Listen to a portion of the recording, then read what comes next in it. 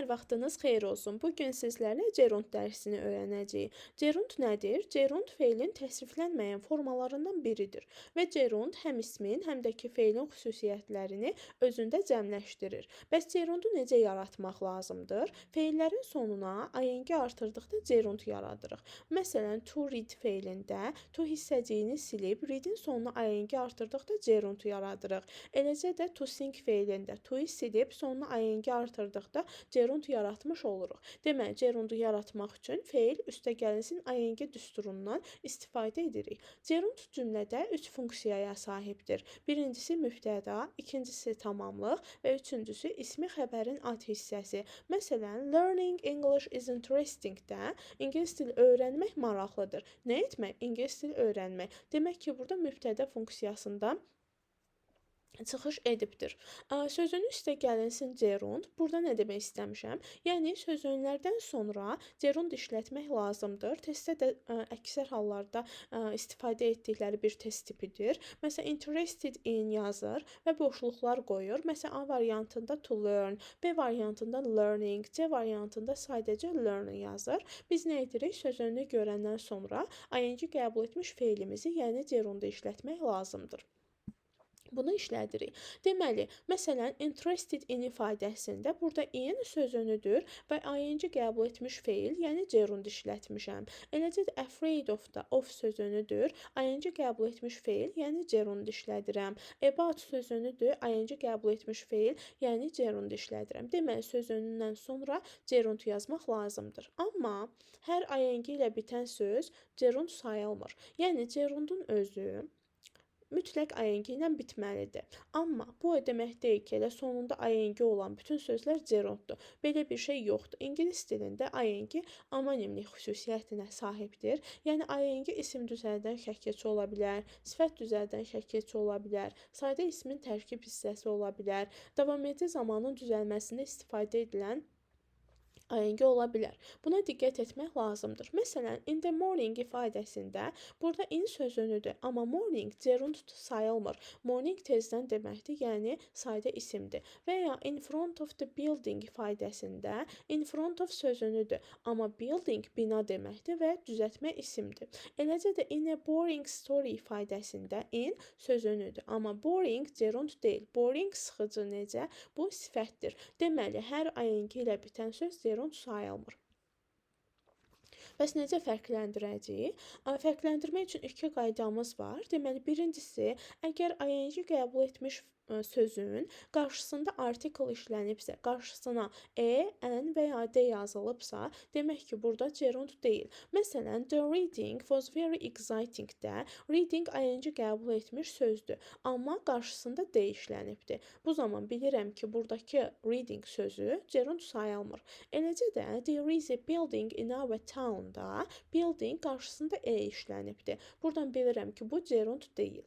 İkincisi cəmlənmə məsələsidir. Əgər ing qəbul etmiş sözün özü cəmlənibsə, ing qəbul etmiş sözün sonuna s və yaxud da es artırılıbsa, demək ki, burada ing qəbul etmiş söz gerund ola bilməz. Çünki gerundlar cəmlənə bilməz. Gerundların qarşısında artikl işlənə bilməz. Məsələn, there are interesting readings on the desk. Burada reading sözü ing qəbul edibdir, amma cəmlənibdir. Demək ki, burada bu söz gerund sayılmır. Eləcə də these buildings are very high ifadəsində, cümləsində buildingsi cəmləyibdir. Demək ki, buradakı building sözü gerund sayılmayacaqdır. Təkrar deyirəm, 1. Əgər sözün qarşısında artikl işlənibsə, həmin söz gerund deyil. Əgər ing qəbul etmiş sözün özü cəmlənibsə, həmin söz gerund sayılmayacaqdır. Amma yiyəlik əvəzlikləri və yiyəlik haldan sonra gerund işlənə bilər. Məsələn, he is singing işlənibdir. His yiyəlik əvəzliyidir. Özündən sonra ing qəbul etmiş söz gəlibdir. Demək ki, burada bu gerunddur. Və yaxud da ki, ailen apostrof s, yəni yiyəlik hal işlənibdir. Özündən sonra ing qəbul etmiş söz gəlibdir. Demək ki, bu gerunddur. Amma yenə qeyd etdim ki, ing amonimlik xüsusiyyətinə sahibdir. ing ilə bitən söz feili sifət də ola bilər. Bunu da fərqləndirmək çox asandır. Əgər cümlədə başqa bir əsas feil işlənibsə, demək ki, həmin cümlədəki ing qəbul etmiş feil gerunddur. Məsələn, Eileen's crying surprised her students-də ing-dən sonra gələnə baxıram. Burada surprised işlənibdir, təəccübləndirdi. Nə etdi? Başqa bir feildir. Başqa bir feil işləndiyinə görə bilirəm ki, buradakı ing gerunddur. Yox, əgər burada başqa bir feil işlənməsəydi, biləcəkdim ki, bu gerund sayılmır, feili sifətdir. Deməli, cümlədə başqa bir əsas feil vardısa, demək ki, həmin ing olan söz gerunddur. Əgər cümlədə başqa bir feil yoxdursa, demək ki, həmin ing olan söz gerund deyil, feili sifətdir. Bir də ingilis dilində feilləri yadınızdadırsa qruplaşdırmışdıq. Bəzi feillərdən sonra to hissəcikli məstər, bəzilərindən sonra to hissəciksiz məstər gəlirdi, bəzilərindən sonra ing gəlirdi. Bəzi feillər ümumiyyətlə özündən sonra gerund tələb eləyir. Yəni özündən sonra ing qəbul etmiş gerund nədir? Gerund ing qəbul etmiş feildir də, elə deyil. Bəzi feillər özlərindən sonra ing qəbul etmiş feil, yəni gerund istəyirlər. Bu feillərin siyahısı çox olduğuna görə və yadda saxlamaq da biraz da çətin olduğuna görə mən bu feilləri qruplaşdırmışam. Birincisi, dayandırmaq mənasına gələn feillərdən sonra gerund, yəni ing işlənməlidir. To avoid, to stop, to give up, to put off, to postpone, to delay, to finish. Bunlar da hamısı dayandırmaq mənasındadır. Məsələn, postpone nədir? Təxirə salmaqdır da, elə deyil. Təxirə salanda müvəqqəti də olsa dayandırmış oluruq. Delay eyni elədir, təxirə salmaq deməkdir. Finish bitirmək deməkdir. Yəni bu feillər dayandırmaq mənasındadır. Əgər dayandırmaq mənasında olan feil işlənibsə, ondan sonra mütləq gerund yazmaq lazımdır. Məsələn, testdə düşübdür to avoid olan bir cümlədir, bir ifadədir. Yenə variantlarda to hissəcikli var, to hissəciksiz var, ing-li var. Hansını seçərsiniz? Əlbəttə ki, ing qəbul etmiş feilimizi, yəni gerundu işlətmək lazımdır. İkincisi, davam etmək mənasında olan feillərdən sonra yenə gerund işlənməlidir. Məsələn, keep on, go on, continue. Bunların hamısının mənası davam etmək mənasındadır. Demək ki, bu feillərdən sonra da mütləq gerund yazmaq lazımdır. Üçüncüsü, bəyənmək mənasında. To be interested in, to enjoy, to fancy. To fancy rəğbət bəsləmək, to enjoy zövq almaq. Yəni bunlar da bəyənmək mənasına gəlir. Buna görə də özlərindən sonra gerund tələb edir. Təxəyyülümüzdə, beynimizdə fikirləşdiklərimiz. Məsələn, to think about nəsə haqqında fikirləşmək, to imagine təsəvvür etmək, to remember xatırlamaq. Bunlar hamısı təxəyyülümüzdə olan feillərdir. Təxəyyülümüzdə olanlardan sonra mütləq ing qəbul etmiş feil, yəni gerund işlənməlidir. Təkrar deyirəm, birincisi dayandırmaq mənasına gələn feillər, ikincisi davam etmək mənasında olan feillər, üçüncüsü bəyənmək mənasında olanlar və dördüncüsü təxəyyülümüzdə olanlardan sonra mütləq gerund, yəni ing qəbul etmiş feil gəlməlidir. Amma keçən dərsdən yadınızdadırsa, mən demişdim ki, bəzi feillər vardır ki, həmin feillərdən sonra həm ing gələ bilər, həm də ki, to işlənə bilər. Məsələn, like, dislike, hate, enjoy. Məsələn, testdə necə tətbiq eləyəcəyik? İkisini bir arada salmazlar. Ya like yazıblarsa, variantda ya to olan olacaq, ya da ing. Yəni aya to olan feil, b-yə ing olan feil belə olmayacaq. Yəni ikisindən sadəcə biri olacaq. Və like-dan sonra həm to, həm də ing gələ bildiyinə görə variantdan baxacaqsınız. To varsa to olanı seçəcəksiniz, ing varsa ing olanı seçmək lazımdır. Amma remember, stop və forget-dən sonra.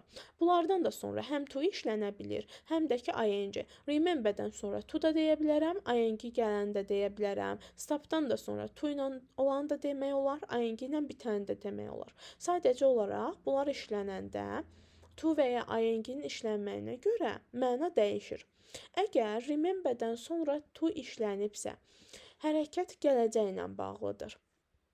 Yəni, məsələn, I remember to call my mom. Mən anama zəng etməyi xatırlayıram. Bu nə deməkdir? Mən anama hələ zəng etməmişəm. Yadımdadır ki, anama nə vaxtsa zəng eləyim.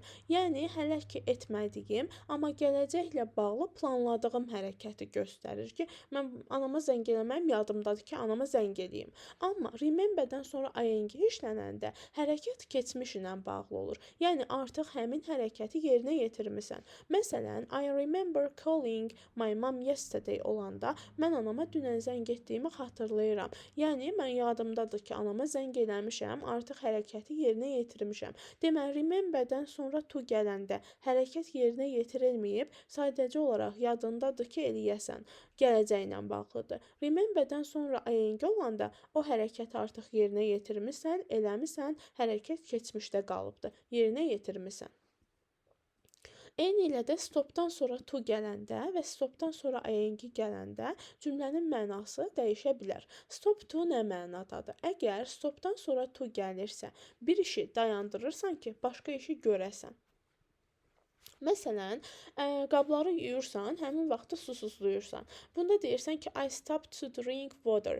Mən su içmək üçün dayandım. Yəni, qabları yumağı dayandırıram ki, suyumu içim. Bu mənadadır. Amma əgər stopdan sonra ing gəlibsə, o hərəkəti, etdiyin şeyi ümumiyyətlə dayandırmaq, yəni tərk etmək, artıq etməmək mənasındadır. Məsələn, he stopped consuming sugar. O, şəkər istifadə etməyi dayandırdı. Burada ing gəlibdir. Ing qəbul etmiş, feil gəlibdir. Bu deməkdir ki, artıq şəkər istifadə etməyəcək. Şəkər istifadə etməyi dayandırıbdır ümumiyyətlə. Deməli, stopdan sonra to gələndə başqa bir işi görmək üçün müvəqqəti olaraq dayandırır. Yəni, məsələn, qabları yuyurdu, susuzdadı, dayandı, suyun içdi, sonra bir də yumağa başladı qabları. Bu mənadadır. Amma stopdan sonra ing gələndə ümumiyyətlə qabları yumamaq mənasındadır.